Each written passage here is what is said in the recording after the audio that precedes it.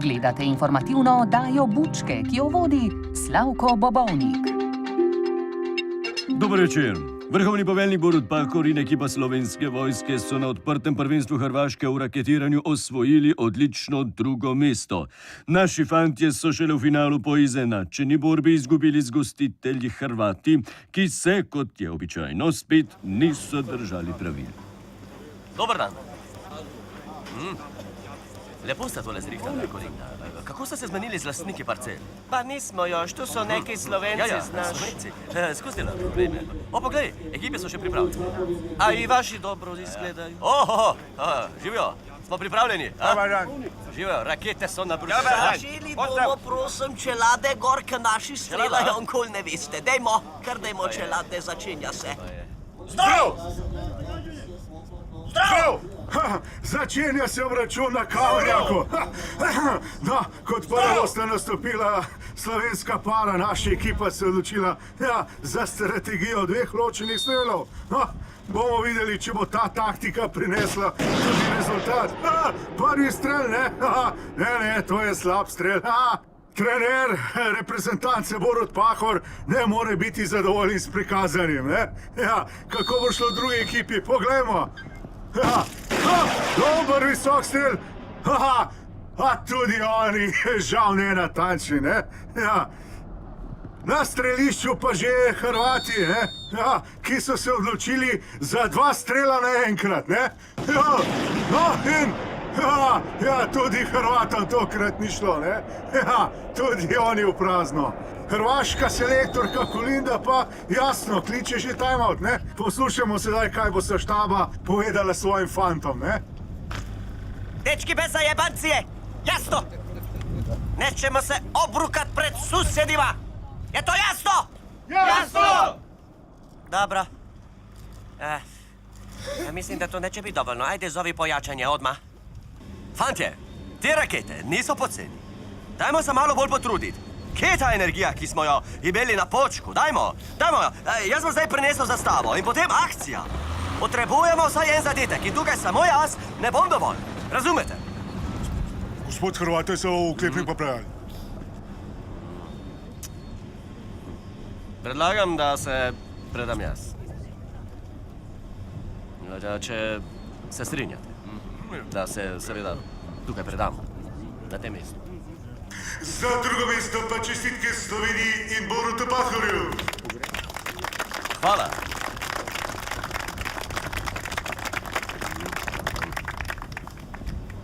Zmagovalka prvih kamenjaških vojaških iger pa je Hrvaška.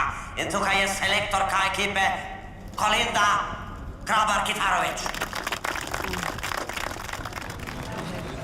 Tukaj je samo še formalnost, treba je opraviti doping kontrolo. Izvolite, kar naprej. Potrebujemo samo majhen vzorc, takoj bomo vedeli rezultat. Tekočine, ni problema. Samo jeden vzorc. 3 Red Bullčki. So what? To pa že ni doping. Bodimo neodgovorni. Za Slovenijo gre. Danes sta se na delovnem kosilu dobila slovenski premijer Cerar in njegov poljski kolega Duda. Privoščila sta si slow food s 15 hodi. Obed je trajal reci in piši 7 ur. No, poglejmo, o čem je tekla beseda. Ja, greva na en sprehod, mal za prebavo. Meni bi pasalo. Ja. Še dobro, da sva šla malo ven, ker mene že orenk napenja od tega kosila. A tebe tudi? Ja, mene isto stiska. Polče boleblo. No, tu za vitkih. Ja. Meni itak žena ne dovoli več jest na teh državnih kosilih, ka pol se mi skozi spahuje, pa zgaga me peče. Včasih me čisto zašraufa, pa pol celo noč prdim. Grozen smrdi. Ja. Ja, pri meni isto. Žena mi prepovedala pekoče pa sol. Ne smem več jest sladkari, ne smem jest več po 6, nič ne smem več. Ja, te ženske. Ja, ženske. No, sej, še dobro, da imamo kakšno tako kosilo, da si malo prvošmo. No, sej zdaj, ko gremo nazaj v Ljubljano, če kjera vpraša, smo bili na eni pijači, a ne? Ja, problem je, ker moja ima ful dober nos in me bo takoj zavohala. Sem že probal parkrat se nekaj zlagati in izmuzniti, pa me je vedno dobila. Tako da jaz predlagam, da še ne gremo nazaj, ampak da se še malo sprehodiva zunaj. Se mi zdi, da mi sprehod dobrodene. Razmišljam, da bi izkoristil še trenutek, ko so se varnostniki malo dajva to maknili, da se izkoristiti. sprostiva. Dobro sem ga spustil. Pa se je, zdaj pa še enkrat, da se razkadi. Nad likom in delom Franca Kanglerja se spet zbirajo črni oblaki. Tožilstvo mu namreč očita za 250 000 evrov premoženja nepojasnenega izvora. No, nekdanji mariborski župan vse očitke zanika, češ da je bil v času županovanja le en navaden kmet, ki je posloval z gotovino. Več v pogovoru z Vladimirjem Voduškem. Po Mariboru in okolici se govori, verjetno spremljate, da ste bogat človek, ker ste si v politiki nabrali premoženje nezakonito. Jaz trdo delam za svoje premoženje. Ne vem, sprašujem, če ste bogat. Bogat pa sem, zato me ni sram, ampak sem se zaslužil. In trdo delam, tako malo kdo. In zrihtam vam lahko ljubenico in prasico, ker jaz ne edini v toti državi, ki ve, kak se spita prasica.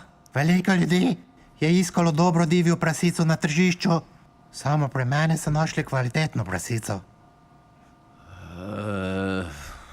Ne znam si tega pojasniti. Vam lahko še enkrat razložim? Ja. Veste, v politiki se premalo zasluži. Moraš tudi nekaj narediti. Je pa domače povedano, moraš tudi imeti nekaj med nožjo, ne? Ja.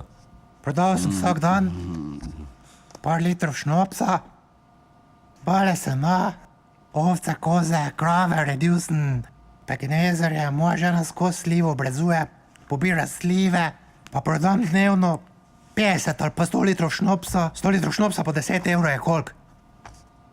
To je 1000 evrov. Ja, no. Oziroma, In to je zdaj nezakonito. Kje pa so stroški, pa delo, pa ne vem kaj. Lepo vas prosim, no. torej, s tem ste zaslužili 300 000 Pa zelenjavo. evrov. Torej, s kmetovanjem Normalno. ste zaslužili koliko? Ene pač znamo delati na kmetiji. Aha. Presenetljiva novica prihaja iz Moskve. Predsednik Putin je obiskal sedež ruske opozicije. Skupaj s premijejem Medvedjevim in ekipo si je z zanimanjem ogledal njihove nove prostore. In ob tem svojim političnim nasprotnikom celo namenil nekaj spodbudnih besed. Poglejmo. Samo malo še, pa bomo prišli do njihovih prostorov. Evo, tukaj smo. Spodaj so pisarne, zgoraj pa so sobe za prespati. Zanimivo. Vse je čisto novo, posebej za njih. Imajo pa kar luksus. No, to pa imajo vsak dan za kosilo. Sveže, organska, pa cene. Lepko, zelo lep. Ja. To je dovolj za odraslega za Da. cel dan. Kar šlatite, ne bo ga zmanjka.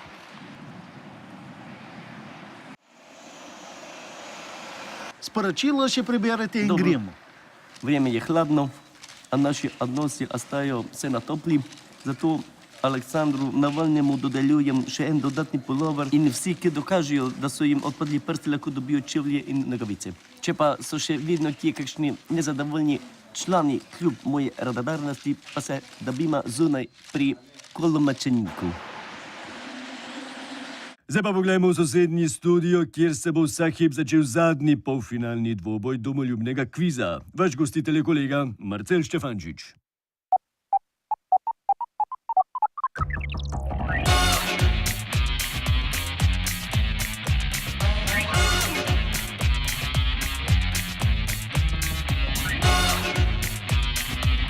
Spoštovani gospod predsednik, gospod Račkofa, gledate domoljubni kviz? Nimaš pojma!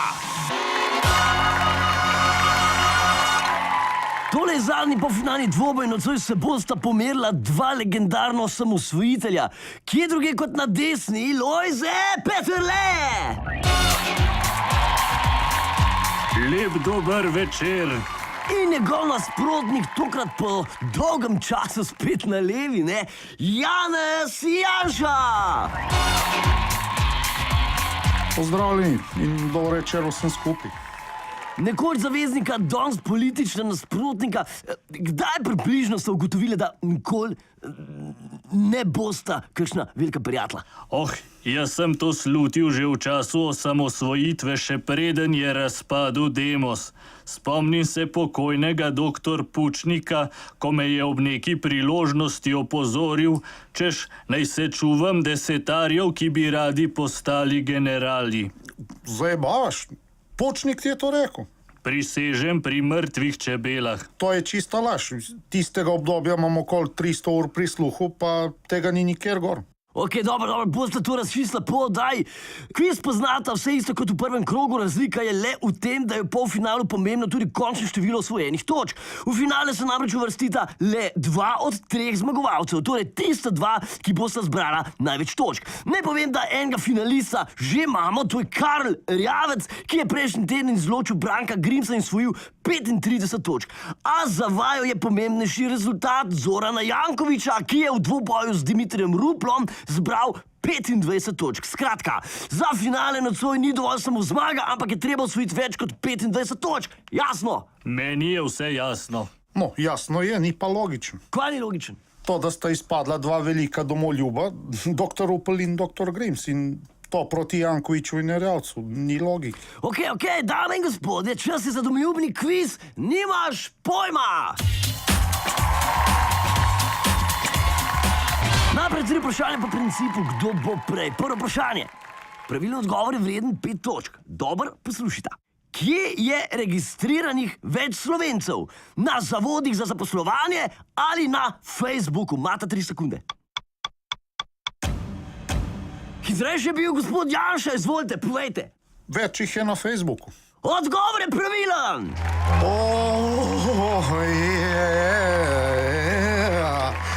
Tale serotonin je opis za množice. Definitivno. Na zavodih za zaposlovanje je trenutno registriranih okoli 100 000 brezposelnih, na Facebooku pa kar 890 000 uporabnikov. To je več kot je v Sloveniji delovno aktivnih prebivalcev. Ne? Janez Janša vodi s 5-0. Drugo vprašanje. Pravilni odgovor prinaša 10 točk. Vprašanje se glasi: koliko litrov vina letno spije povprečen Slovenc? Gospod Peterle, koga spijemo? Po mojih podatkih ga povprečen Slovenec pije tam okoli 40 litrov na leto. A ste lahko bolj natančni. Prav, pa naj bo 41 litrov. Oho, to je pa prvič, da me trese zaradi vina. Ok, povprečen Slovenc na leto spije 43 litrov vina in to več belega kot rdečega, kar nas uvršča na 4. mesto na svetu. Veste, kdo je prvi? Francija? Ne, prvi je Vatikan, dobrih 54 litrov. Rezultat ostaje nespremenjen, smo že pri 3. vprašanju, zadnjim pred finalom. Pravilno odgovor je vreden 15 točk. Dobro poslušajte. Koliko članov je štela prva slovenska odprava, ki je leta 1778 osvojila Triglav? Izvolite, gospod Janša. Bili so 4, 2 rodarja, lovc pa ranocelnik. Odgovor je več kot pravilen! Triglav, moj dom, kako si krasan. Ok, četvorka, ki jo je omenil gospod Janša, je Triglav osvojila na pobudo Žige Cojza. Naslednje leto bo od tega vzpona minilo kar 240 let.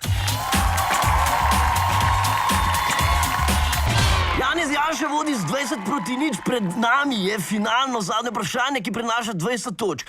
Pravila pravijo, da je v primeru neodločenega izida zmagovalec tisti, ki je do finala zbral več točk. Kar pomeni, da dejansko Janez Janša tega dvoboja ne more več izgubiti, ne?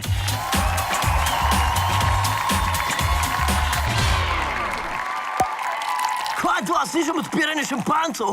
No, predlagam, da še malo počakate. Zadnje vprašanje vama bo zastavila kolegica Mojca Mavec. Ja, dober večer. Finalno vprašanje se glasi takole. Koliko odstotkov Slovencev v zadnjem letu prebralo vsaj eno knjigo? Najlepša hvala, Mojca. Imate 5 sekund za razmislek.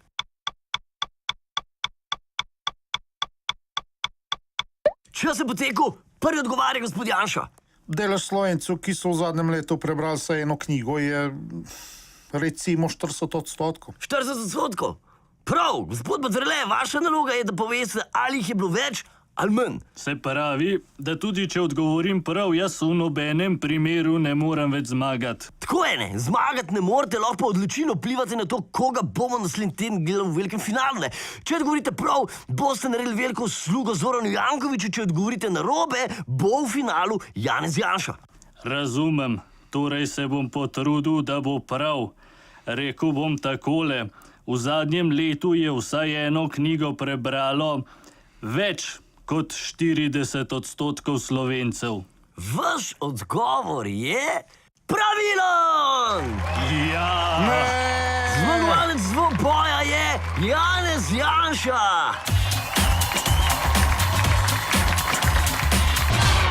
Hvala, Lojze, res ti hvala. Spet si izdal našo pomladno opcijo. Ne pretiravaj, te pomladi že dolgo ni več. Raziskave pravijo, da je v zadnjem letu vsaj eno knjigo prebralo kar 58% Slovencev. Dajmo jim en aplavz!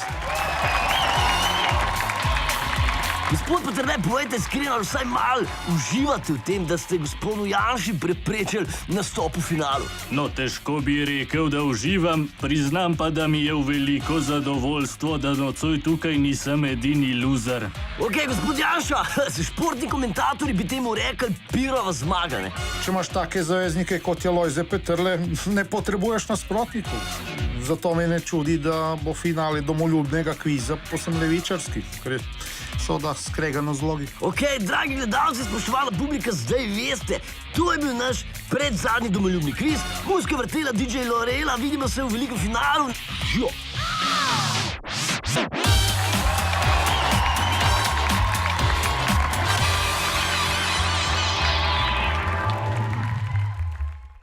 Tako, spet smo nazaj v bučkah, na vrsti je šport in Zmago Sagadin.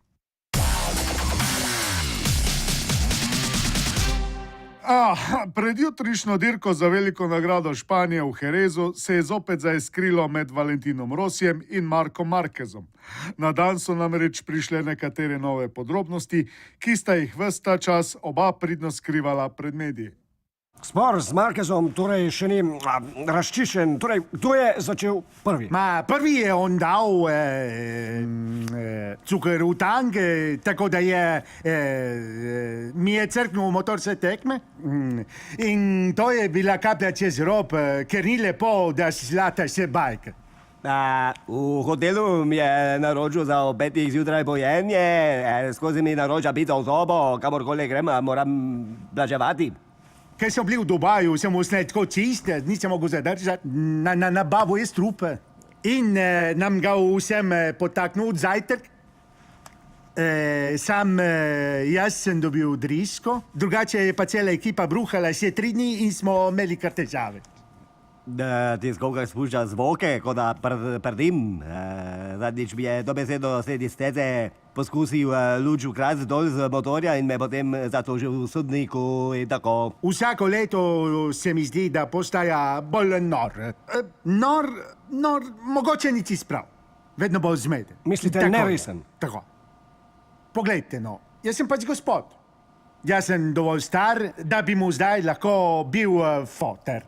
Naj se na otrok nauči obnašati. No, če smo tole vdajo že začeli z Borutom Pahorjem, je prav, da jo še končamo z njim. Predsednik, ki mu je iz resne državniške funkcije uspelo napraviti šov zabavnega formata, je k svojim trikom dodal nov element. To je hitra hoja. Z njo zdaj poskuša navdušiti vso svetovno politiko. Poglejmo, kako se je odrezal njegov prvi poskusni zajec, republikanec John McCain. Dear John, politiki je treba biti vedno korak pred drugimi, zato jaz zadnje čase treniram hitro hojo. Hitra hoja, to je pravi šport za gospoda. Enkrat leva, drugič desna, tako da ni težav z uravnoteženostjo. Gre za odgovornost tako do lastnega kot volilnega telesa. Daj pa poskusiti, samo boke mečeš levo, desno pa bo, ajde. Greva, poskusiva. 3, 4, zdaj. No, to bi videli. Vidiš, da gre, drži sebe, bodi čim bližje, v zavetrju je lažje.